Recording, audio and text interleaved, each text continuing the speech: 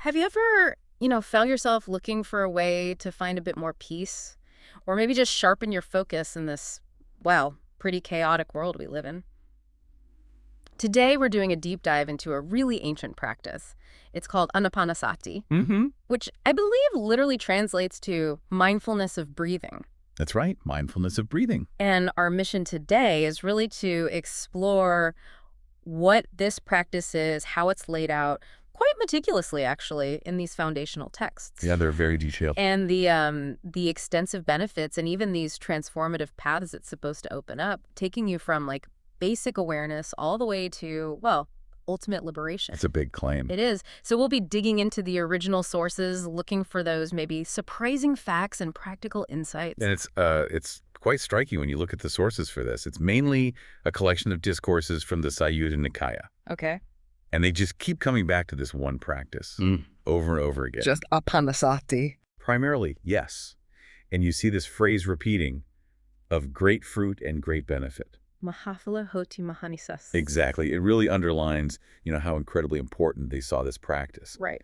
So our goal really is to understand how, according to these teachings, does Ānāpānasati actually deliver such, well, potent results. Okay, let's unpack that then.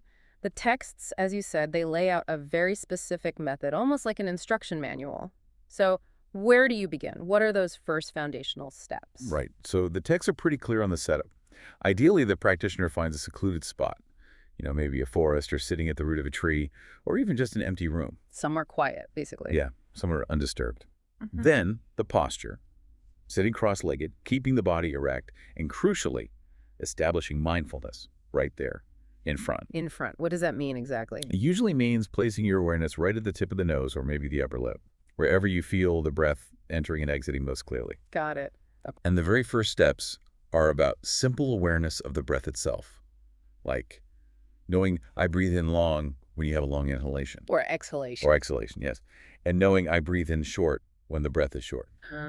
Just noticing the length. Just noticing. No changing it. No, not initially. Just observing. Then from there, you train yourself to breathe while experiencing the whole body. The whole body. How does that work? It's about expanding your awareness from just the nostrils to encompass the entire physical form, feeling the subtle sensations throughout the body as you breathe in and out. Okay, I think I follow. And then, a really key step, training to breathe while tranquilizing the bodily formations. Tranquilizing bodily formations. What does that mean? It refers to consciously calming the physical processes. Letting go of tension, allowing the body's subtle energies and sensations to just settle down, become profoundly still. Ah, okay. So it starts with observing breath length, expands to the whole body, then actively calming the body. It sounds progressive. Exactly. It's very systematic. So what happens next? How does this, seemingly simple act of watching the breath, how does it get deeper? Well, it does get deeper. As you continue, the practice just keeps expanding its scope, moving inwards, you could say. Okay. So after you've worked on tranquilizing the body, the next 4 steps shift the focus more towards feelings and mental states. Right. You train to breathe while experiencing rapture, or piti. Rapture. That sounds intense. It can be. It's described as this delightful, sometimes thrilling, kind of energetic joy that can arise when the mind settles. Okay. Then you train to breathe while experiencing pleasure, or sukha. This is usually understood as a more tranquil, pervasive sense of well-being, calmer than piti. So joy then contentment. Something like that, yeah. And then it moves on to what the texts call mental formations. Mental formations, like thoughts. Thoughts, yes, but also intentions, volitions, perceptions. Basically, the active processes that shape our mental experience from moment to moment. So you train to breathe while experiencing these mental formations, just noticing them. And then, crucially, training to breathe while tranquilizing them. Calming the mental chatter, maybe. Precisely. Bringing a sense of calm and stillness to those usually busy mental processes. Okay, this is where it really starts to engage with our inner landscape, isn't it? It's moving beyond just the physical breath. Definitely. To directly interacting with feelings, the activity of the mind itself. So as we go through these steps, what's the ultimate aim? Where is this 16-step journey actually heading? Right. So the progression continues, focusing even more directly on the mind. The next stage involves training to breathe while experiencing the mind itself. Experiencing the mind. Becoming really intimately aware of its state Is it scattered? Is it focused? Is it happy? Sad? Just knowing the mind's quality in that moment. Okay, like a meta-awareness. Sort of, yes. Then, training to breathe while gladdening the mind, actively fostering a sense of lightness, positivity, well-being within the mind. So not just noticing, but cultivating. Exactly. Followed by training to breathe while concentrating the mind, Mm-hmm. bringing it to that state of stable, focused, unwavering attention, samadhi. Mm-hmm. And the culmination of this particular section is training to breathe while liberating the mind. Liberating the mind. That sounds significant. What does that mean in this context? Here, it usually refers to freeing the mind in that moment from specific mental hindrances or obscurations, things like doubt, restlessness, aversion, allowing for a deeper clarity, a sense of release or spaciousness. I see. So it's a temporary liberation from immediate obstacles. In this step, yes, it prepares the ground for deeper insight. That's which leads us to the final 4 steps. This is where the ultimate aim, profound insight or wisdom, really comes into focus. Okay. The practitioner trains to breathe while observing impermanence, anicca. Right, seeing that everything changes. Everything. The breath, the body sensations, the feelings, the thoughts, the mind states, recognizing their constantly changing nature. Then observing dispassion, viraga. Dispassion, letting go of attachment. Cultivating a sense of detachment, yeah. Not being swept away by the attraction or aversion to these changing phenomena.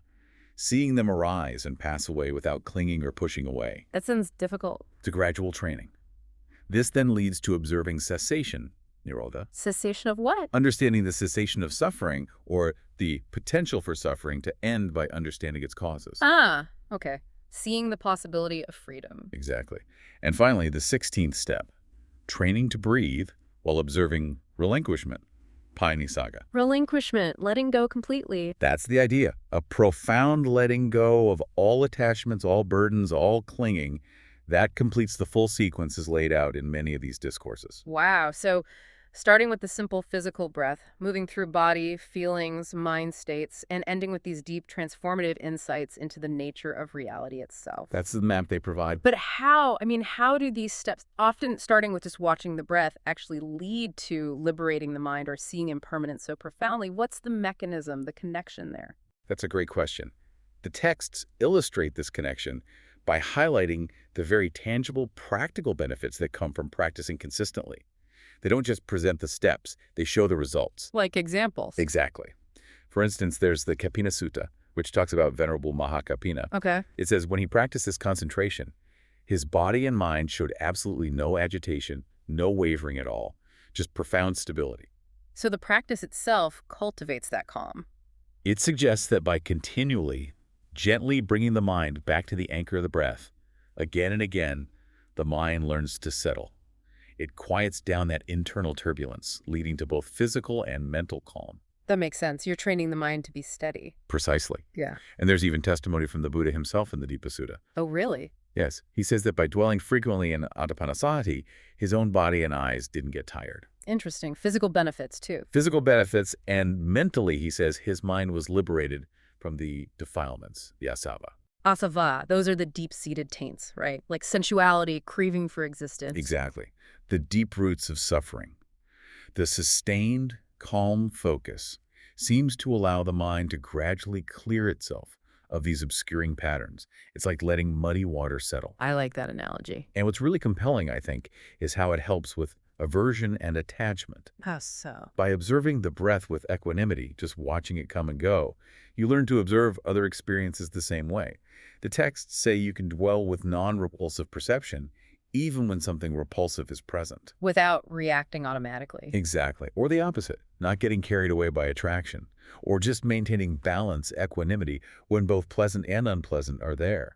This ability to observe without that immediate entanglement, that's a fundamental shift. And that's cultivated just through the breathing. That's what the texts suggest is a key outcome of the practice. It's truly remarkable how this single practice is described as tackling such a wide spectrum of things from, physical tiredness, all the way to these really deep-seated mental issues and reactions. Yeah. It really does seem to build a foundation for profound inner stability.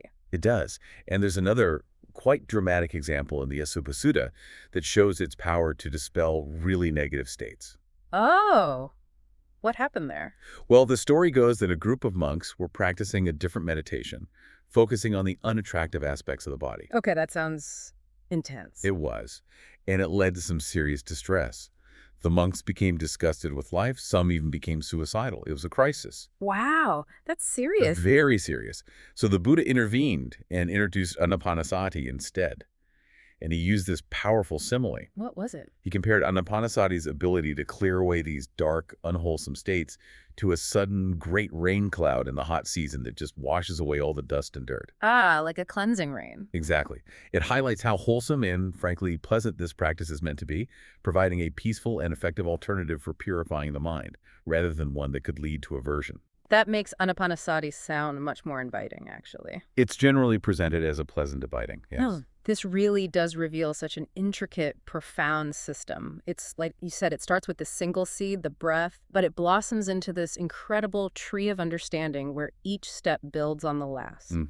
A very integrated path. And it sounds like it's not just for, hardcore monks or anything. It seems like it could be for anyone on a path of self-discovery, right?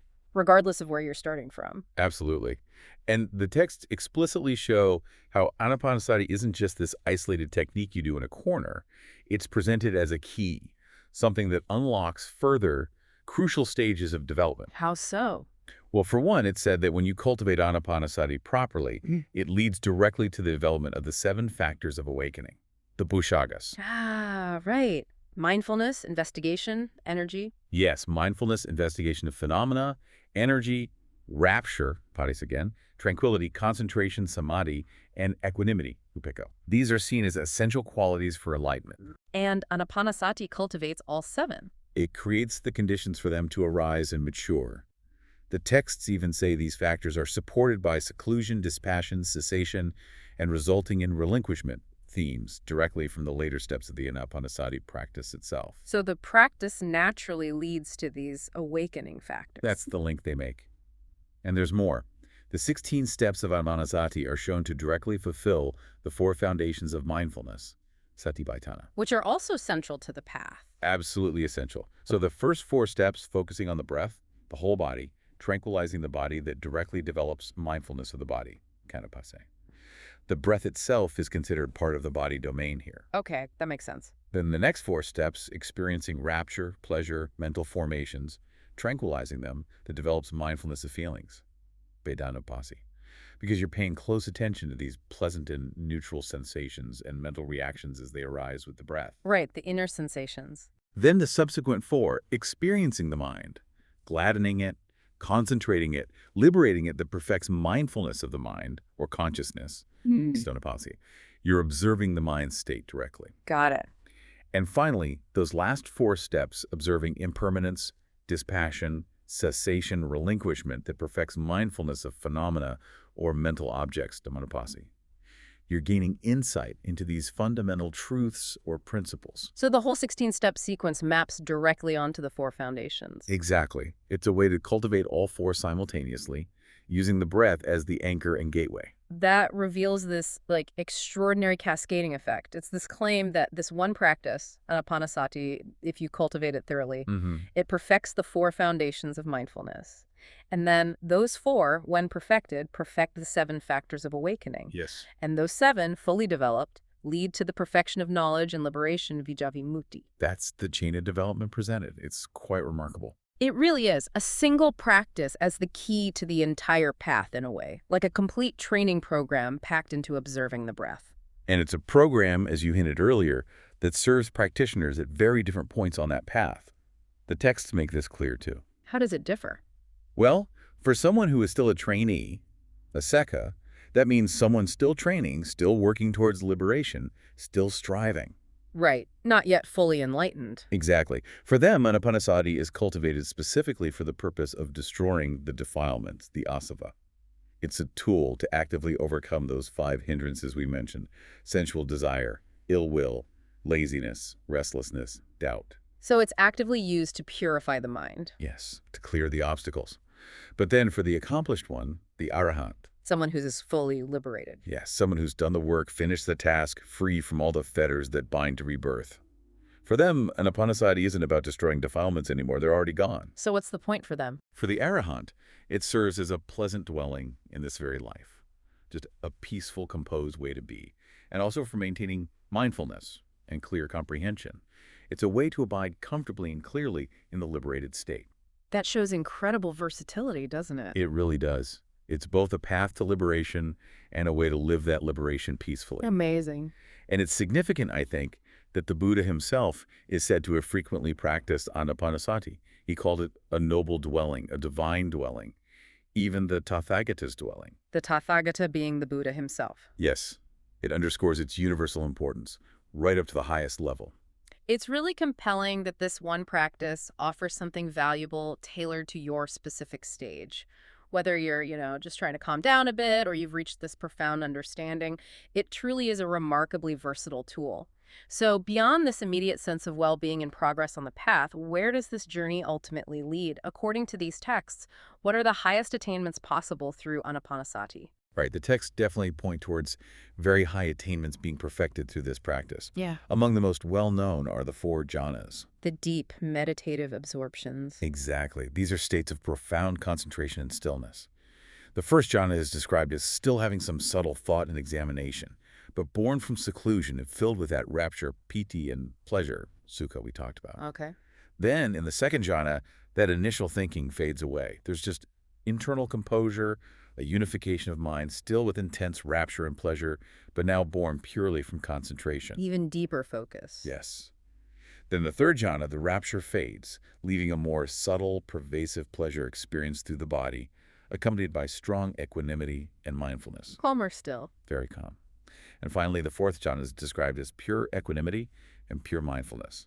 Even the subtle pleasure is gone, transcended. There's neither pleasure nor pain, just utter stillness and clarity. Wow. That sounds incredibly peaceful. It's described as such. And the path doesn't necessarily stop there. Beyond the jhanas, which are still considered within the realm of form, the practice can lead into the 4 formless attainments. Formless. States of consciousness that transcend even the subtle sense of a body or location found in the jhanas. They're called the dimension of boundless space, Okay. the dimension of boundless consciousness, the dimension of nothingness, and finally, the dimension of neither perception nor non-perception, extremely subtle states. It's hard to even imagine. They represent progressively deeper levels of mental refinement and letting go. And the text suggests that the practice can even culminate in the cessation of perception and feeling altogether, nirodha samapatti, a temporary suspension of almost all mental activity, considered a very profound state. An incredible progression indeed. And what's the sort of ultimate result of all this? How do these states translate into the final goal mentioned earlier, liberation? Well, the texts repeatedly link the cultivation of Ānāpānasati, often leading through these jhanas and insights directly to the final goal.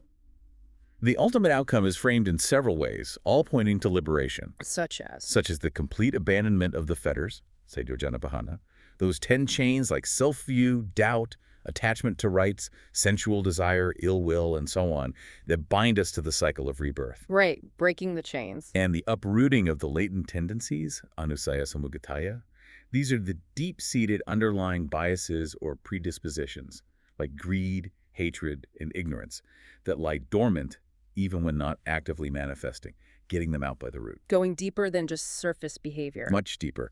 Also, the full comprehension of the path, Ānāpānasaṃyuttaṃ, really understanding the journey. And ultimately, as we've said, the complete destruction of the defilements, Saṃyutta Nikāya, wiping them out entirely. So total freedom from suffering and its causes. That's the promise. And the texts even offer specific outcomes or fruits. Sometimes 2 fruits are mentioned, either attaining final knowledge, full liberation right here in this life, or, if not fully liberated before death, then achieving the state of a non-returner, meaning you won't be reborn in the human realm again, but will attain final nibbana in a higher realm. So a guaranteed result one way or another if practiced correctly. That seems to be the assertion. Some texts even mention 7 possible fruits, detailing different ways one might progress as a non-returner.